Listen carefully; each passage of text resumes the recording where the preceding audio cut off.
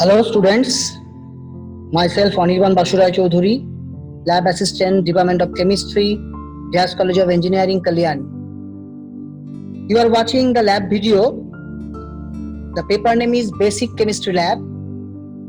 The paper code is BChem Lab, and this is for Diploma first year students.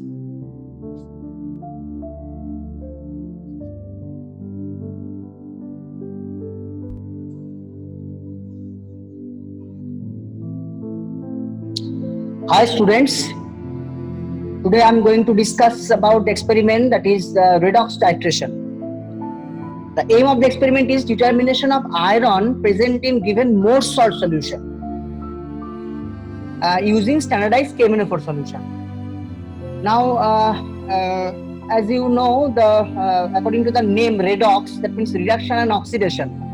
The theoretical part is like this: the reduction oxidation means in one titration or in one reaction, reduction and oxidation takes place simultaneously. That means one substance is oxidized and the other is reduced. So oxidation and reduction occurs simultaneously in this experiment. So oxidation is the process of loss of one or more electrons, and reduction is the gain of electrons by atoms or ion. Now the reagent undergoing reduction is called oxidizing agent or oxidant, and the reagent undergoing oxidation is called reducing agent or reductant. You know that. So in redox titration, a reducing agent is titrated against oxidizing agent and vice versa. So normally potassium permanganate, which is a very strong oxidizing agent in presence of sulfuric acid, and iodine are commonly used as oxidizing agent. So in our experiment, we are using potassium permanganate solution. And malic acid, ferrous ammonium sulfate, that is the Morse salt, sodium thiosulfate, those are the commonly used as reducing agent. And in our experiment, we are using Morse salt solution as reducing agent. Now, potassium permanganate is a powerful and commonly available oxidizing agent. In its oxidizing power depends on the acidity of the solution. In most of these titration solution of reducing agent should be made acidic before carrying out the titration. In acidic solution, reduction of potassium permanganate is like this. So this is the reaction part. Okay. Now one thing in the theory I have to discuss about the indicator. Okay. So the important thing is there, in this particular experiment we are not adding any other indicator. That means like phenolphthalein, methyl orange. In other titration, you know, we are adding some indicator before starting the experiment. But in this experiment, we are not adding any indicator. Why? Because KMnO4 acts as a self-indicator. Now, you know, three types of indicators are available, like external indicator, internal indicator, and self-indicator. So KMnO4 or potassium permanganate is act as an self-indicator in this experiment. It is one of the oxidizing agent in this experiment and also act as an indicator. How? When all the reducing agent have been oxidized in this titration, when all the reducing agent have been oxidized, then the excess drop from the burette of potassium permanganate change the color of the solution. The color change is like this, colorless to pink, and it is due to that excess drop of potassium permanganate from the burette. Thus it is act as an indicator also. So it is act as one of the reagent, main reagent like oxidizing agent, and also it is act as indicator. So it is called the self-indicator. Okay. So this is all about the theoretical part. Now in the next part, we will show you the practical part of the redox titration. So keep watching the video, then you can understand.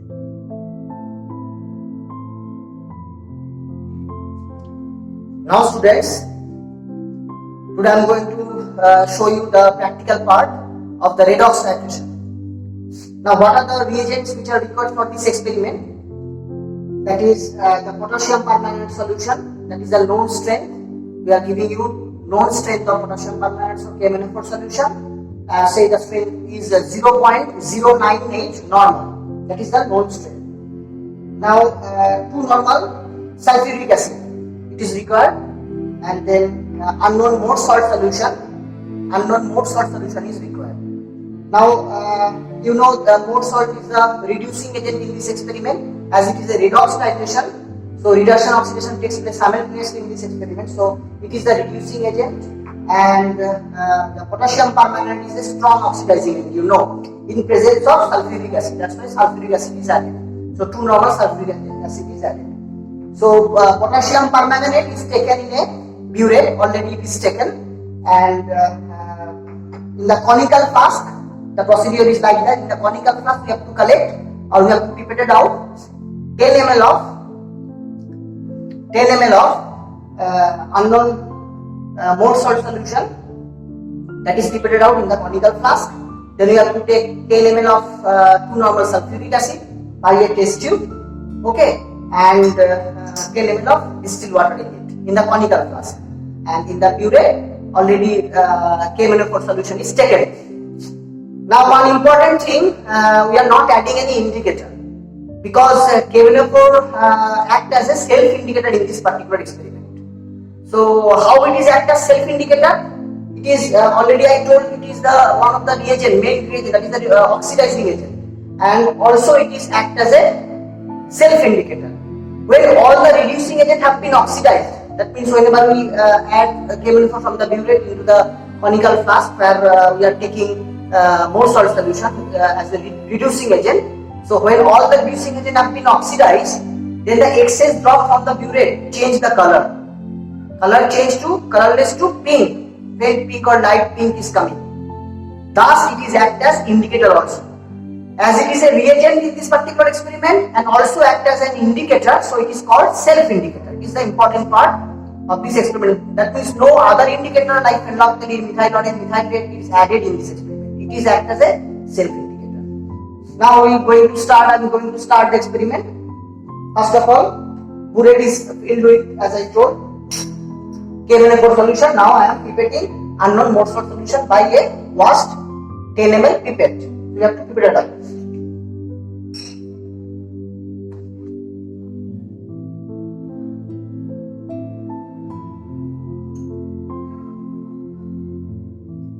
Make up the volume. Take the lower meniscus for this case, as it is a colorless.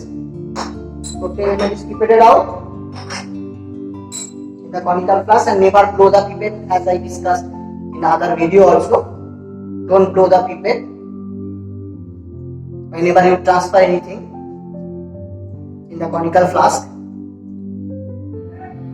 Now at the end, touch the tip of the bottom of the conical flask, then it is okay. So 10 ml, then 10 ml of 2 normal sulfuric acid,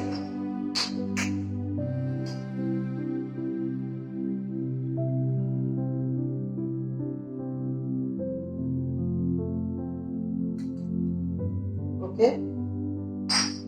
In presence of sulfuric acid, KMnO4 acts as a strong oxidizing agent, and also 10 ml of distilled water,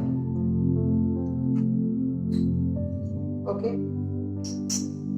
Now I am going to start the experiment. So first of all, initially you have to check the initial reading and keep one white page under the conical flask.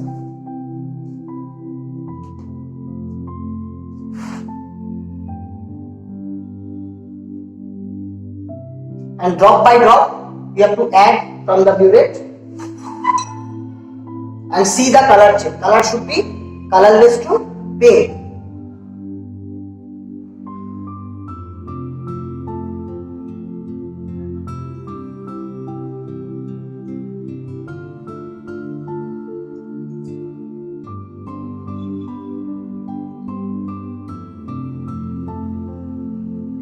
Look, already color is changed. Okay, so faint pink color is coming. Clear? So then you take the reading, that is your final reading. So check your final reading. So final minus initial, you will get your volume which is consumed. Understood? So then you have to repeat the experiment twice. That means you have to take 3 observations. Same method, you have to pipette it out again, the more salt solution, water and normal sulfuric acid, and carry on the titration. So this is all about the practical part of redox titration. Then in the next part, I will tell you how you fill up the table, and the little bit calculations are there. That means we have to find out how much iron is present in more salt solution. That is our aim. In the next part, we will see about the calculation part. Okay.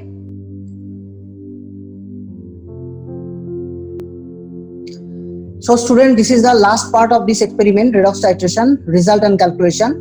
So first of all, you have to fill up that table. Already is filled up, like you have to take 3 observations as I told, and volume of more salt you are taken or pipetting 10 ml for each cases. Now the initial reading and final reading, it is written like this. 0 is say 0 is the initial, then final is coming say 9.8. So volume consumed is final minus initial, that is 9.8 ml.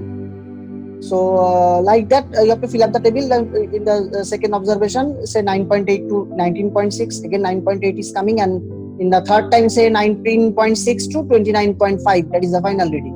So 9.9 is coming. So after that, the concordant reading, that is 2 consecutive reading is 9.8. So you have to write down concordant reading like 9.8, and the strength of KMnO4 which is given, that is known strength, that is 0.098 normal. Now you have to determine the first of all the strength of more salt solution. How will determine that strength? Very easy. From the normality equation like V1 S1 V2 S2, you have to determine the S2 or strength of more salt solution, where V1 is the volume of KMnO4 solution. Volume of KMnO4 is coming from the burette reading, that is in that case that is 9.8. So say for instance, and whatever reading is coming, if you do the experiment by yourself, you have to put it down there. Then V2 volume of more salt solution, that is 10 ml. Then S1 is the strength of more KMnO4 solution, that is also known 0.098 normal.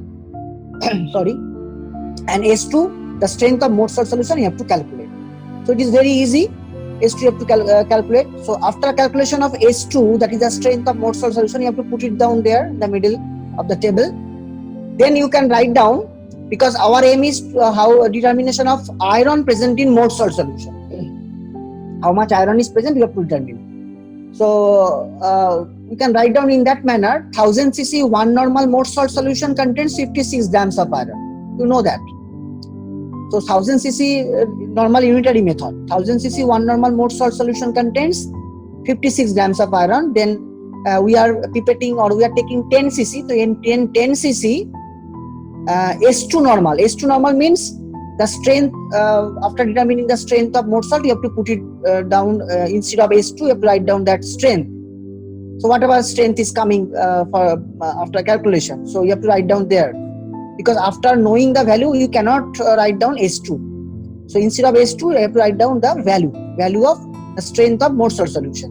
That much normal more salt, how much? So this should be the calculation. Okay. Now that is 56 into 10 into S2 divided by 1000. Now you have to determine grams per liter. So in 1000 cc you have to determine how much. So 56 into 10 into S2 into 1000 and divided by 1000. So it's a very easy calculation. If you do the calculation, you know how much iron and how much grams of iron is present in your given more salt solution. Okay. So this is the calculation part, and after knowing the value, you have to complete the table by putting that value iron present grams per liter. So whatever reading is coming. So everything is done. Only if S2 you have to calculate, then you can put it the value. You know the you can determine the how much iron is present grams per liter, and you have to put that value there. Okay, students. So this is all about the redox titration method. So I think everybody understood that and enjoyed the lab video. Okay, students.